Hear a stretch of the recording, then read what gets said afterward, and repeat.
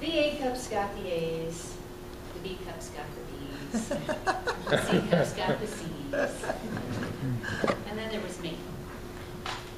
I was a flat-out genius. Which gives me pause, because when I went to the contest, the international speech contest at the Toastmasters International Convention in Orlando in 2012, I consider myself a relatively intelligent person and fairly articulate to have gotten that far. However, Toastmasters thought otherwise.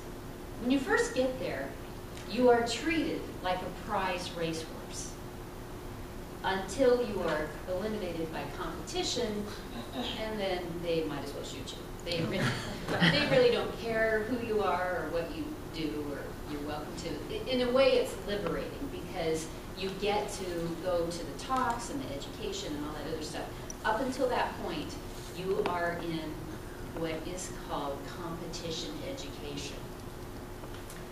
So to begin with, every contestant has 2 seats assigned to them. 2 seats for everything. For the briefing, for the contest itself, for meals. That was the year I got a divorce, so I went by myself. So my seat was probably one of the very few that was empty in my pairing. Everybody else had somebody sitting next to them, and I assumed it was a spouse, except I noticed that a lot of the pairings were same sex, and I thought, wow, there's a lot of gay people in Toastmasters. And it turned out they weren't spouses. Some were, but mostly they were speaking coaches. I didn't know you were supposed to have a speaking coach. And I told people, no, that's not, I don't have a speaking coach. They didn't, I just don't have one. And people could not believe I got that far without a speaking coach. And they kept bugging me saying, no, you had to have somebody coach you. And I'd say, well, my club was helpful. But finally what I started saying is,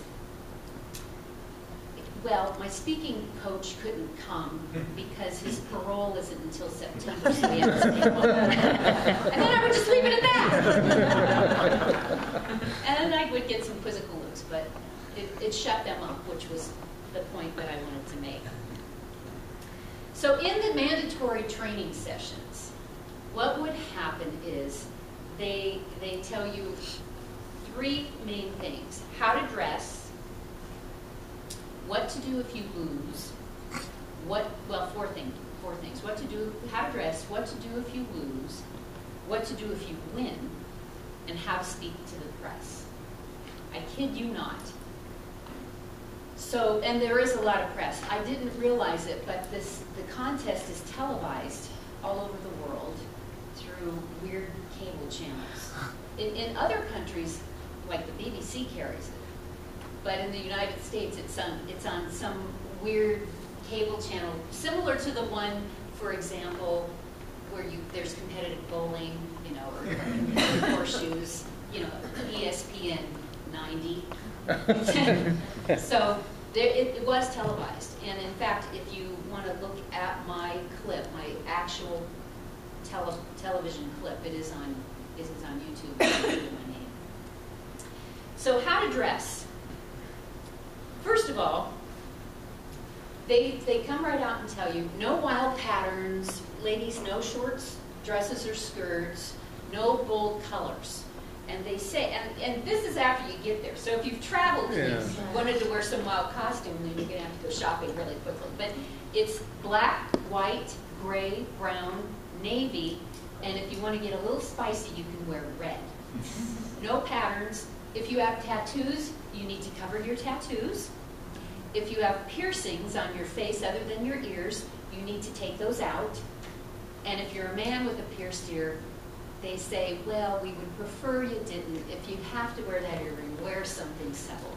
No diamonds, no, and they start going down the list. No diamonds, no glittery something, no hoops, no whatever.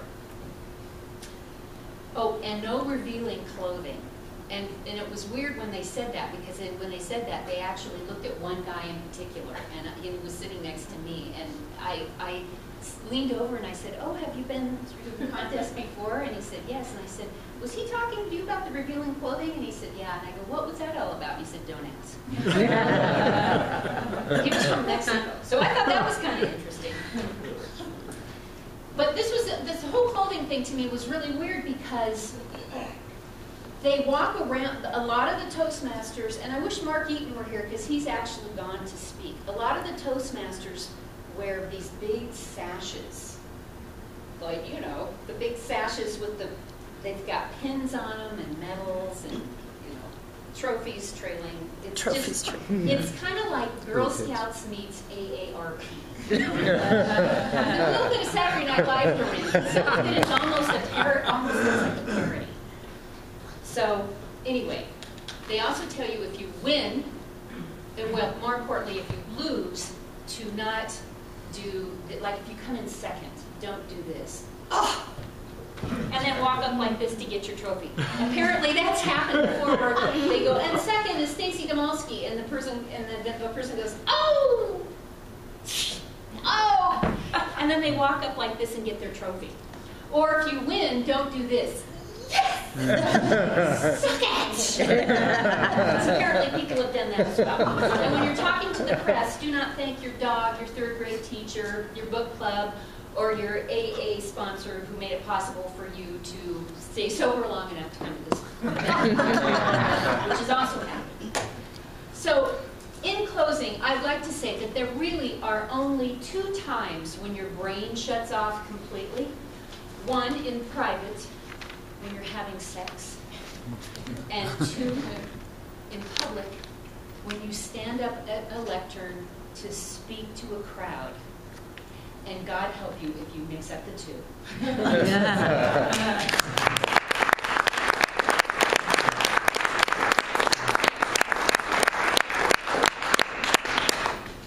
minute if you want to say feedback.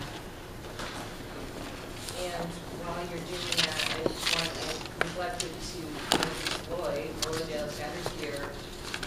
Came out to visit us, right, Lloyd? Hi, everyone. Yeah.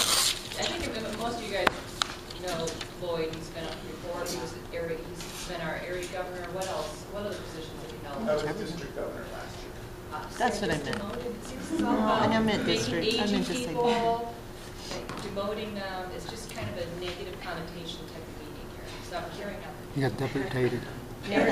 Division for district. Yeah, district. I still to this day couldn't tell you which one was higher than the other. Because I know, they all sound the same. Drought, what's our word of the day? Deputation. It could be the other way around. Areas could be bigger. That's right. Well, welcome, and thanks for being here. And Daniel, please swear your name into Table's office. I shouldn't say that. Oh, he's in play? He's in play. All right, let's move on to our icebreaker speech from Angie MacArthur. Angie's main goal is to get comfortable speaking in front of an audience, and then also to discover speaking skills that she already has. The title of her speech is Dignifying Thinking Differences. This speech may be used as part of her TED Talk in Michigan in mid-May. Is that a TEDx? Yes. Conference? So the TEDx ones are more the local ones. Yes. We do, Terry does one here as well. Angie has 2 upcoming books by Random House being published this year and will be part of their Speakers Bureau. She has spent 15 years working with global leaders and is much more comfortable facilitating for 36 hours and writing than doing a 6-minute speech. It's so odd, isn't it? Yeah. She hopes this icebreaker talk will also be a fear breaker for her. It's 4 to 6 minutes. Let's give Angie a warm welcome.